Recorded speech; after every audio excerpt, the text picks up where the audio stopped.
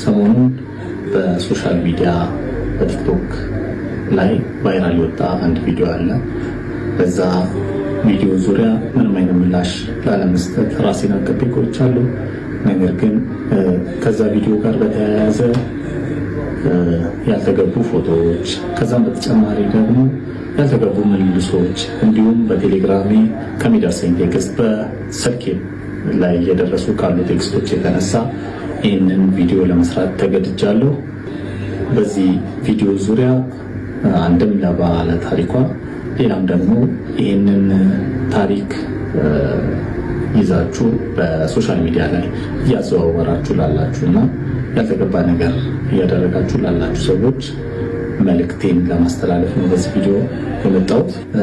በመካከላችን የነበረው ግንኙነት ከተቋረጠ ከ2 ዓመት ከ10 ወር በኋላ እንዲህ ያለ እጅግ ከእውነት የራቀ ስክሪፕትድ የሆነ ታሪክ ይዘሽ በመምጣትሽ እጅግ በጣም አዝኛለሁ። ይህ የፈጠራ ታሪክ ቢዝነስን ሰፖርት ከማድረግ ብቻ ነው ብዬ በማሰብ ነገሩን ደግሞ የበለጠ ለማካረር በማሰብ ጉዳዩን በእግዚአብሔር ፊት ትቼው የነበረ ቢሆንም ይህ ጉዳይ ግን ከዛ እየዘለለ አሁን ደግሞ የተለያዩ ፖድካስቶች ላይ እንዲሁም ደግሞ እዛው ቲክቶክ ፕላትፎርም ላይ እየቀጠለ ስለሆነ ምላሽ ለመስጠት ቪዲዮዎችን ለመስራት ተገድጃለሁ። መካከላችን የነበረው ግንኙነት ከተቋረጠ በኋላ በተደጋጋሚ ሽማግሌ በመላክ እንዲሁም ጓደኞቼ እኔም ደጋግሜ በመገኘት ነገሮችን ለመፍታት ሞክረናል። ነገር ግን በጊዜው የነበረው ምላሽ መልስ ያለ መስጠት ነው። ከዛ ጋር በተያያዘ እኔም ለረጅም ጊዜ ከመሞከር በኋላ በነገሩ ተስፋ ቆርጬ ነገሮችን ሁሉ ትቼ የራሴን መንገድ ይዤ ቀጥያለሁ። እሷም ደግሞ አብረን እያለንም ከተለያየም በኋላም በጣም ብዙ የተለያዩ ቪዲዮዎችን በዚህ ሶሻል ሚዲያ ላይ ስትሞክር ቆይታለች። ከነዛም መሀል የምታራምደውን ኤክስትሪም ፌሚኒዝምን እሱን በተመለከተ ብዙ ቪዲዮዎችን ስትሰራ ነበረ። ከዛም ቀጥላ ቭሎጎችን ለመስራት ሞክራ ነበር። ከዛም ቀጥላ ከፀጉሯ ጋር በተያያዘ የተለያዩ ቪዲዮዎችን፣ ዌይት ሎስን በተመለከተ የተለያዩ ቪዲዮዎችን እንዲሁም ደግሞ ጌሚንግን ሁላ ጀምራ ለመስራትና ብዙ ፎሎወሮችን ለማፍራት ሞክራለች። ነገር ግን ይህ ነገር አልሳካ ስላላት ይህንን ሴንሲቲቭ የሆነ ኢሹ በማንሳትና እጅግ በጣም ከእውነት የራቀ ልቦለድ የሚመስል ታሪክ በመፍጠር ሰግጥ ፈምስ በሚለው ስትራቴጂ መሰረት እሷ ፌመስ ለመሆን እኔን መስዋዕት አድርጋ አቅርባለች። በዚህ ቪዲዮ ላይ እኔ እሷ እንዳደረገችው እሷ እንደዚህ ነች፣ አባቷ እንደዚህ ነው፣ እናቷ እንደዚህ ነች እያልኩኝ እሷ ደግሞ ቤተሰቦቿን ለማጠልጠል ሳይሆን ከነበሩ ነገሮች አንጻርና እሷም በቪዲዮ ካነሳቻቸው ነገሮች አንጻር በመነሳት ለእናንተም ሎጂካል የሆነ ጥያቄ ለመጠየቅ ነው የምፈልገው። ከነዛም መካከል አንዱ ምንድነው በጣም የተማረች ሴት ቤተሰቦቿ በጣም ሰፖርቲቭ የሆኑ ሰው እንደሆነች ተናግራለች። ነገር ግን ቪዲዮቿ ላይ ስትናገር ከሰርጋችን በፊትም እጅግ በጣም ብዙ የሆኑ ግጭቶች በመካከላችን ነበረ። ይህ ሆኖ እያለ ቤተሰቦቿ ሰፖርት የሚያደርጓት ከሆነ እሷም ደግሞ እጅግ በጣም የተማረች ሴት ነገሮችን ማስተዋል የምትችል ከሆነች እውነትም ደግሞ እንደዛው አይነት ሴት ነች እና እንደዛ አይነት ነገሮች ሲመጡባት ውሳኔዎችን ለመወሰን እንዴት ሳትችል ቀረች? የመጀመሪያው ጥያቄ ነው። ከዚህ ጋር ደግሞ በተያያዘ እሷ ያነሳችው ሀሳብ ላይ በጣም በስፋት ሲዘዋወር የነበረው እንዴት ዲኮሩን ልትሰራ ቻለች የሚለውን ለመመለስ ያህል ነው። ቀድሞ እኔና እሷ ስንስማማ በእሷ በኩል 50 ሰው በእኔ በኩል 50 ሰው ተጠርቶ ወደ 100 ሰው የሚጠጋ ሰው ተጠርቶ በጣም ቀላል የሆነ ዲኮር ሰርተን ከዛም በኋላ ትንሽ ፕሮግራም አድርገን ሰርጉ በዛ መልኩ እንዲከናወን የታቀደ ነበረ።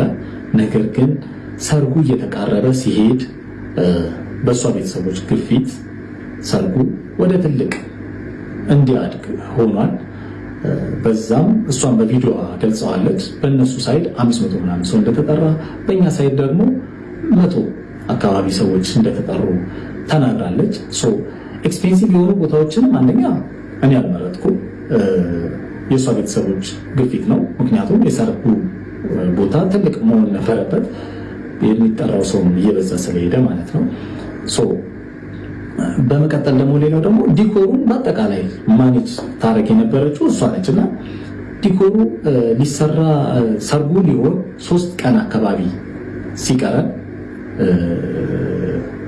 ዲኮሩን እሷ እንዳለችው አባቷ እኔ ከፍዬ ላሰራ ብሎ ነበር።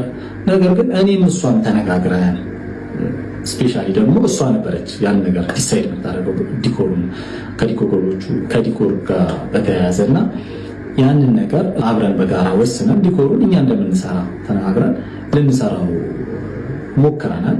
ነገር ግን በዕለቱ በአንዳንድ ነገሮች አለመሰካካት ምክንያት ዲኮሩን ላንጨርስ ችለናል። በዋዜማው እንደውም የሰርጉ ዕለት እኔ ቦታው ድረስ ተገኝቼ እስከ 6 ሰዓት ዲኮሩን ሌሎች ልጆች ተቀጥረው መጥተው እሷ እንዳለችው አባቷ። ከዚህም በተጨማሪ በገንዘብ ዙሪያ ያነሳቻቸው ኢሹዎች አሉ። በመጀመሪያ ዲኮር በሚመለከት ሙሉ ለሙሉ የዲኮሩን ገንዘቡን ጨምሮ ማኔጅ የምታረግ የነበረችው እሷ ነች። ገንዘቦች በጠቅላላ የሚገቡት ወደ እሷ አካውንት ነበረ። ከዛም በተጨማሪ ደግሞ የኮፊ ሾፑን ገንዘብ ማኔጅ የምታረገው እሷ ነች። ኢቨኒፍ ደግሞ እኔ የምሰራው የራይድም ገንዘብ በእሷ በኩል ነበረ ማኔጅ የምናደርገው። ቶታሊ ገንዘቡን ኮንትሮል የምታደርገው እሷ ነበረች።